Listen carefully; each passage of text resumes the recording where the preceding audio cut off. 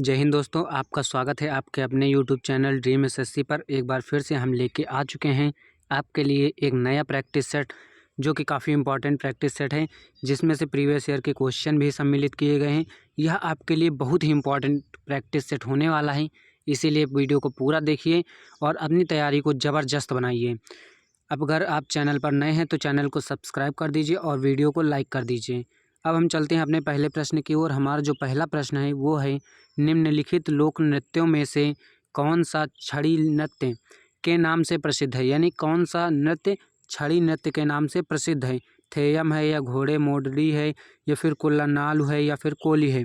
तो हमारा जो कोल्लनालु है ये है प्रसिद्ध, और किसमें, वो भी छड़ी नृत्य के नाम से। छड़ी नृत्य के नाम से हमारा कौन सा प्रसिद्ध है, कोल्लनालु। ऑप्शन 3 आपका बिल्कुल राइट आंसर हो जाएगा। अब बात कर लेते हैं हमारे अगले प्रश्न की। हमारा जो अगला प्रश्न है वो है, राज्यसभा का पदेन सभापति कौन होता है। यानी राज्यसभा का पदेन सभापति पूछा गया है कौन होता है। यहाँ पर कौन होता है, प्रधानमंत्री होता है या फिर राष्ट्रपति होता है या फिर उपराष्ट्रपति होता है या फिर गृह मंत्री। इनमें से आपको राइट आंसर बताना है कि कौन सा होगा। जो हमारा राज्यसभा का पदेन सभापति होता है वो हमारा होता है उपराष्ट्रपति। उपराष्ट्रपति इस समय कौन है, जगदीप धनखड़। कौन है, तो जगदीप धनखड़। प्रधानमंत्री कौन है, तो श्री नरेंद्र मोदी। अगर राष्ट्रपति की बात की जाए, राष्ट्रपति कौन है, तो द्रौपदी मुर्मू है। और गृह मंत्री कौन है इस समय, तो गृह मंत्री हमारे हैं अमित शाह जी। अब बात कर लेते हैं हमारे अगले प्रश्न की। हमारा जो अगला प्रश्न है वो है, यहाँ पर खाली स्थान दिया गया है और कहा गया है, बैंक अपने ग्राहकों के स्वामित्व में होते हैं और एक व्यक्ति एक मत के सहकारी सिद्धांत का अनुसरण करते हैं। यानी कौन सा बैंक ऐसा है जो अपने ग्राहकों के स्वामित्व में होते हैं, राष्ट्रीयकृत या फिर अनुसूचित या फिर राज्य बैंक या फिर सहकारी बैंक। तो देखिए, जो सहकारी बैंक होता है वो अपने ग्राहकों के स्वामित्व में होता है। तो यहाँ पर ऑप्शन डी आपका बिल्कुल राइट आंसर हो जाएगा। अब बात कर लेते हैं हमारे अगले प्रश्न की। हमारा जो अगला प्रश्न है वो है, उपभोक्ता संरक्षण अधिनियम भारत में, यहाँ पर खाली स्थान दिया गया है, यहाँ पर है, स्तरीय उपभोक्ता विवाद निवारण एजेंसियों के लिए योजना करता है। यानी उपभोक्ता संरक्षण अधिनियम भारत में कितने स्तरीय, यानी कितने स्तरीय, यहाँ पर पूछा गया कितने स्तरीय उपभोक्ता विवाद निवारण एजेंसियों के लिए योजना करता है। कितने स्तरीय, 4 स्तरीय या फिर 3 स्तरीय या फिर 2 स्तरीय या फिर 1 स्तरीय। तो हमारा जो उपभोक्ता संरक्षण अधिनियम है वो त्रिस्तरीय यानी 3 स्तरीय होता है। तो आपका जो ऑप्शन 2 है आपका बिल्कुल राइट आंसर हो जाएगा। कितने स्तरीय, 3 स्तरीय। अब बात कर लेते हैं हमारे अगले प्रश्न की। हमारा जो अगला प्रश्न दिया हुआ है वो है, निम्नलिखित में से किस राज्य ने खेलो इंडिया यूथ गेम्स 2021 की मेज़बानी की। देखो, ये जो प्रश्न है ये बहुत ही इम्पोर्टेंट प्रश्न है और ये काफ़ी चर्चित भी है प्रश्न। इसीलिए इस प्रश्न के बारे में ज़रूर देखना, बहुत इसके बारे में कुछ डिटेल ज़्यादा कर लेना, क्योंकि ये बहुत इंपॉर्टेंट है और इस बार पूछे जाने की संभावना भी है। कहाँ पर, किसने मेज़बानी की 2021 में, मध्य प्रदेश ने की थी या फिर महाराष्ट्र ने की थी या फिर हरियाणा ने की थी या फिर पंजाब ने की थी। देखो, जो खेलो इंडिया यूथ गेम्स 2021 है इसकी मेज़बानी हमारा हरियाणा ने की थी। किसने की थी, तो हरियाणा ने की थी। यहाँ पर हरियाणा आपका बिल्कुल राइट आंसर हो जाएगा। अब बात कर लेते हैं हमारे अगले प्रश्न की। हमारा जो अगला प्रश्न है वो है, कृषि और मछली पकड़ने की गतिविधियाँ किस क्षेत्र से संबंधित हैं। यानी कृषि और मछली पकड़ने की गतिविधियाँ किस क्षेत्र से संबंधित है, इसमें बताना है। द्वितीयक क्षेत्र से या फिर संगठित क्षेत्र से या फिर प्राथमिक क्षेत्र से या फिर तृतीयक क्षेत्र से। देखो, जो कृषि होती है और मछली पकड़ने की गतिविधियाँ होती हैं वो हमारे प्राथमिक क्षेत्र के अंतर्गत आती हैं। तो यहाँ पर प्राथमिक क्षेत्र आपका बिल्कुल राइट आंसर हो जाएगा। कौन सा, ऑप्शन 3 प्राथमिक क्षेत्र आपका बिल्कुल राइट आंसर हो जाएगा। अब बात कर लेते हैं हमारे अगले प्रश्न की। हमारा जो अगला प्रश्न है वो है, संगीत नाटक अकादमी फेलोशिप सम्मान में शामिल होते हैं। यानी क्या शामिल होता है, एक ताम्रपत्र और अंगवस्त्रम के साथ 1 लाख रुपए, या फिर एक ताम्रपत्र और अंगवस्त्रम के साथ 3 लाख रुपए, या फिर 5 लाख रुपए, या फिर 1 लाख रुपए। इनमें से आपको राइट आंसर बताना है। तो जो हमारा संगीत नाटक अकादमी फेलोशिप सम्मान है उसमें क्या मिलता है, उसमें क्या शामिल होता है, एक ताम्रपत्रम और अंगवस्त्रम और 3 लाख रुपए इसमें शामिल होते हैं। तो जो आपका ऑप्शन 2 है वो बिल्कुल राइट आंसर हो जाएगा। अच्छा, आप बताएंगे कि जो संगीत नाटक अकादमी फेलोशिप है ये कहाँ पर स्थित है, कहाँ पर स्थित है, यानी किस राज्य में स्थित है? तो यह आपका दिल्ली में स्थित है, यह आपका दिल्ली में स्थित है।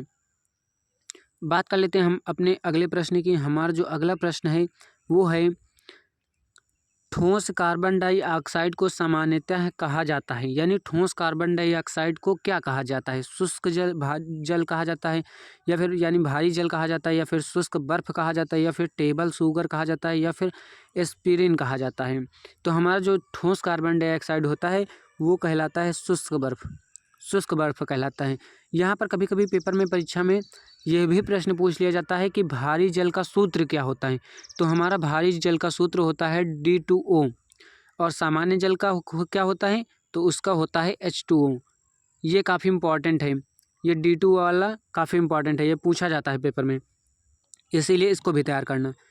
अब बात कर लेते हैं हमारे अगले प्रश्न की। हमारा जो अगला प्रश्न है वो है, विधान परिषद के कुल सदस्यों की संख्या राज्य विधानसभा के कुल सदस्यों की संख्या के से अधिक नहीं होनी चाहिए, यानी कितने से अधिक नहीं होनी चाहिए? और आगे क्या कहा गया? किंतु यह सदस्य संख्या किसी भी स्थिति में 40 से कम नहीं होनी चाहिए। यहाँ पर दिया गया 40 से कम नहीं होनी चाहिए। प्रश्न भी एक उत्तर छिपा हुआ है। अगर कभी पूछा जाए यह सदस्यों की संख्या कितनी से कम नहीं होनी चाहिए, यानी कितने से कम नहीं होनी चाहिए, तो 40 से कम नहीं होनी चाहिए। अगर पूछा जाए कितने तक होनी चाहिए, तो कितने तक? 1/3 या फिर 1/10 या फिर 1/6 या फिर 1/8। तो जो यहाँ पर विधानसभा के सदस्यों की कुल संख्या होती है, किसके विधानसभा के कुल सदस्यों की संख्या कितनी होनी चाहिए हमें राज्य सभा में? वो होनी चाहिए 1/3। 1/3 हमारा बिल्कुल राइट आंसर हो जाएगा। 1/3 राइट आंसर हो जाएगा। क्या हो जाएगा? कुल सदस्यों की संख्या, यानी जो विधान परिषद के कुल सदस्यों की संख्या होती है, और वो जो विधानसभा के सदस्यों की कुल संख्या के कितनी होनी चाहिए? राज्यसभा के सदस्यों की संख्या 1/3 होनी चाहिए। ये आपको ध्यान में रखना है। अब बात कर लेते हैं हमारे अगले प्रश्न की। हमारा जो अगला प्रश्न है वो है, तेल का वानस्पतिक में रूपांतरण क्या कहलाता है? यानी तेल का वानस्पति में रूपांतरण हमारा क्या कहलाएगा? हाइड्रोजनीकरण, या फिर पाश्चुरीकरण, या फिर संरक्षण, या फिर समांगीकरण? देखो, जो हमारा तेल का वनस्पति में रूपांतरण होता है उसे हम कहते हैं हाइड्रोजनीकरण। क्या कहते हैं हम? हाइड्रोजनीकरण। अब बात कर लेते हैं हमारे अगले प्रश्न की। हमारा जो अगला प्रश्न है वो है, निम्नलिखित में से किसे सितंबर 2022 में नए चीफ ऑफ डिफेंस स्टाफ के रूप में नियुक्त किया गया है? यानी चीफ ऑफ डिफेंस स्टाफ का मतलब होता है CDS, chief of defence staff. CDS किसे नियुक्त किया गया है? क्या मनोज पांडे को किया गया है, या फिर अनिल चौहान को किया गया है, या फिर विपिन रावत को किया गया है, या फिर अजय सिंह को किया गया है? ये जो हमारा किया गया है 2022 में, ये है अनिल चौहान। ये नए CDS कौन बने हैं? अनिल चौहान जी बने हैं। पहले कौन थे? तो पहले थे हमारे विपिन रावत। तो हमारा जो यहाँ पर अनिल चौहान है ये आपका बिल्कुल राइट आंसर हो जाएगा। पहले कौन थे? तो पहले विपिन रावत थे। अब कौन बने हैं? तो अब बने हैं अनिल चौहान।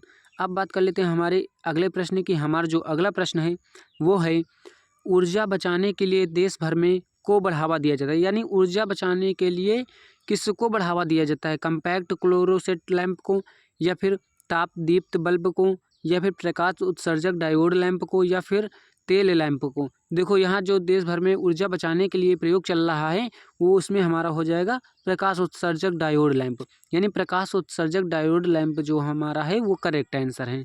अब बात कर लेते हैं हमारे अगले प्रश्न की। हमारा जो अगला प्रश्न है वो है, 1920 में भारतीय कम्युनिस्ट पार्टी यानी CPI, भारतीय कम्युनिस्ट पार्टी की स्थापना कहाँ हुई थी? कहाँ हुई? नमनगन में, या फिर ताशकंद में, या फिर बुखारा में, या फिर आंदीजन में? तो हमारा जो भारतीय कम्युनिस्ट पार्टी हुई थी वो हुई थी हमारा कहाँ पर? ताशकंद में। कहाँ पर हुई थी? तो बोलेंगे आप ताशकंद में। यह आपका बिल्कुल राइट आंसर हो जाएगा। अब बात कर लेते हैं हमारे अगले प्रश्न की। हमारा जो अगला प्रश्न है वो है, दो पक्षों के बीच किए गए व्यापार के समझौते को क्या कहा जाता है? मतलब व्यापार का जो समझौता होता है वो कितने पक्षी होता है?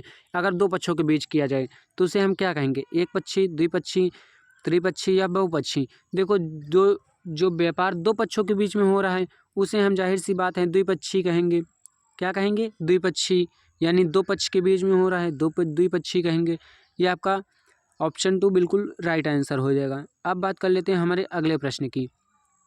हमारा जो अगला प्रश्न है वो है महावीर जयंती के महीने में मनाई जाती है, यानी किस महीने मनाई, अगस्त से सितंबर में, या फिर मई से जून में, या फिर मार्च से अप्रैल में, या फिर नवंबर से दिसंबर में। जो महावीर जयंती है ये हमारी मनाई जाती है मार्च और अप्रैल के महीने में, यानी मार्च से अप्रैल के महीने में। अच्छा, पूछा जाए महावीर स्वामी जो थे वो जैन धर्म के कौन से तीर्थंकर थे, जैन धर्म के कौन से तीर्थंकर थे, तो आप बोलेंगे 24वें तीर्थंकर थे। कौन से?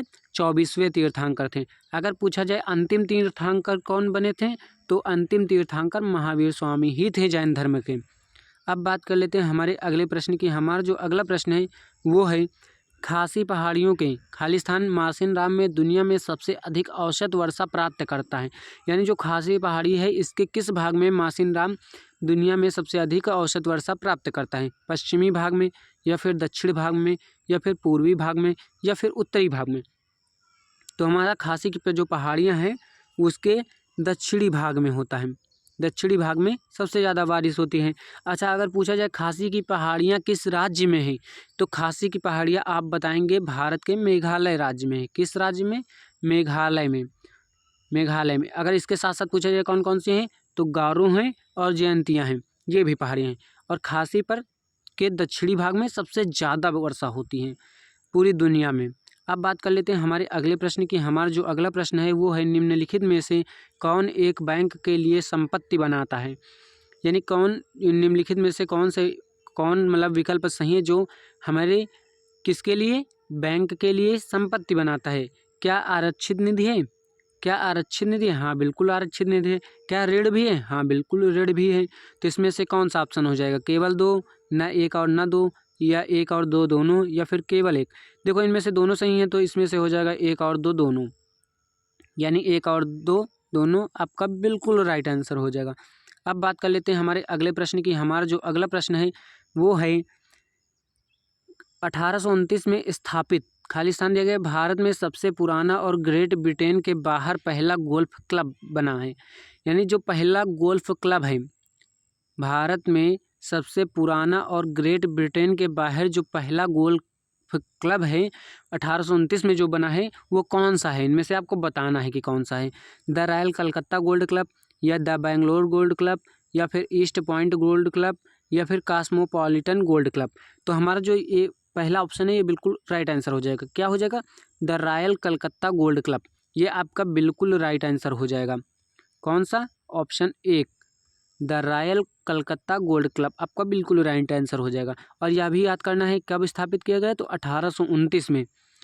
अब बात कर लेते हैं हमारे अगले प्रश्न की। हमारा जो अगला प्रश्न है वो है भारतीय संविधान का कौन सा अनुच्छेद मूल कर्तव्यों से संबंधित है, यानी भारतीय संविधान का कौन सा अनुच्छेद इनमें से मूल कर्तव्यों से संबंधित है। क्या 51A है? हाँ बिल्कुल 51A है। 50 है नहीं, 52 भी नहीं है, 53A भी नहीं, तो हमारा 51A आपका बिल्कुल राइट आंसर हो जाएगा। भारतीय संविधान में 51A जो आर्टिकल है, आर्टिकल कौन सा? 51A, ये हमारा क्या बताता है? मूल कर्तव्य बताता है। अच्छा, मूल कर्तव्य का किस देश के संविधान से लिए गए, यानी कहाँ से लिए गए हैं, यानी किस देश के संविधान से लिए गए हैं, तो ये हमारे लिए गए हैं रूस से।